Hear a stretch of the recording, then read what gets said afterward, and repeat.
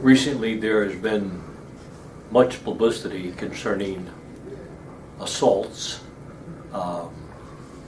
in relationships, specifically men of prominence in the public eye, battering, hitting, using excess discipline over wives, girlfriends, and children. Unfortunately, this horrible phenomenon has been going on for centuries, and it takes an individual of notoriety, that is a person in the public eye, to bring attention to this unfortunate set of circumstances that frequently is incorporated in every type of relationship. Today, surprisingly enough, this phenomenon is characterized by bits of reality and myths. We know, for instance, that the batterer will seek to control the woman who, in fact, becomes the battered person by acts of aggression, acts of sexual assault, emotional intimidation.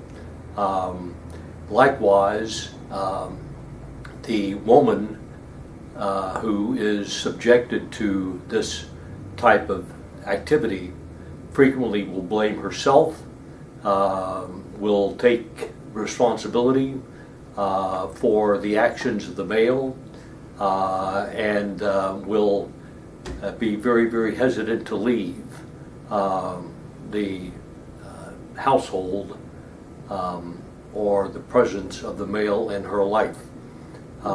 She will equate this into either he didn't mean to do it or I caused it. I love him, I need to be with him. The fact of the matter is that women that do in fact leave a batterer face a percentage of 75 or 75% likelihood of being killed by that individual. We know that the FBI determines that in fact 4 women a day are killed as a result of domestic abuse. We know for a fact that between the ages of 15 and 44, domestic abuse is the major cause of injury and or death in women in this country, more so than automobile accidents, more so than any other type of activity that renders an injury. Surprisingly, of course, we know that this type of activity falls within the parameters of our criminal statutes. The Penal Code of the State of Texas, Article 2201, governs the following type of activities. If an individual commits bodily injury intentionally, knowingly, or recklessly upon another, to include that person's spouse, that can be and fall within the parameters of a Class A misdemeanor. That is punishable by a year in the county jail and a $4,000 fine. Secondly, if a person threatens another person with imminent bodily injury, and again, the reasonableness becomes paramount. That is, if in fact an individual does in fact threaten a person with imminent bodily injury, and that is a reasonable deduction from the threat made by that person, that falls within the parameters of a Class A misdemeanor. Thirdly, if an individual causes contact with another individual, and that person who causes the contact knows or should have known that such contact would be of provocative nature and would be unwanted by the person contacted, that again falls within the parameters of a Class A misdemeanor, punishable again by a year in the county jail and a $4,000 fine.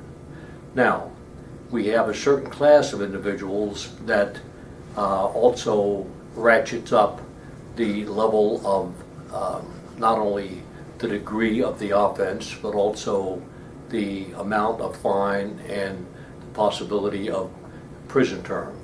That degree relationship deals with, first of all, dating relationships, where individuals have been together for a period of time, may have even been intimate.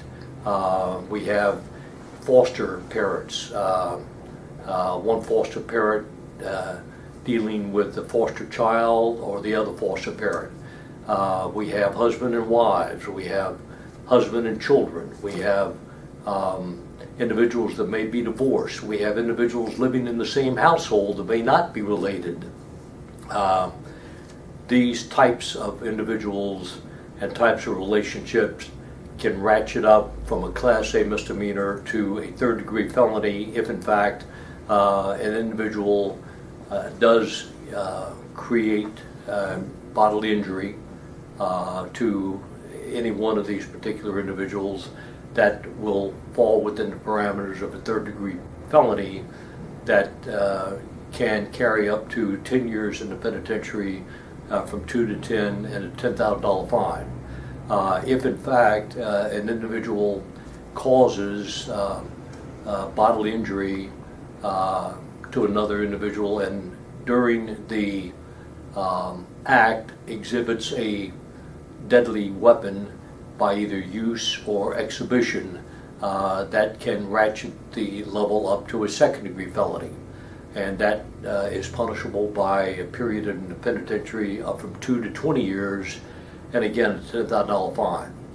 Now, if an individual, in fact, causes bodily injury to another individual by the use of a deadly weapon, and that individual then can be punished under the parameters of a first-degree felony.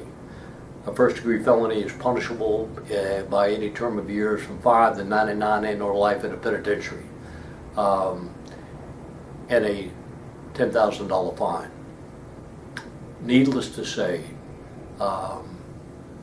we have a growing public awareness of domestic abuse as a result of recent events in the public eye.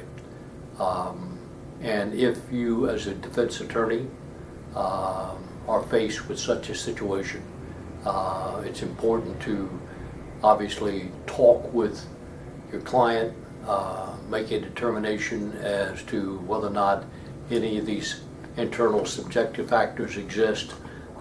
They may well be important in how you defend your client, and consider utilizing the expertise of an expert to evaluate your client and to talk about these subjective factors that might cause the prosecutor to, in fact, consider less than the maximum or something that your client can live with in either negotiating the case down or at least presenting this type of expert testimony to a jury.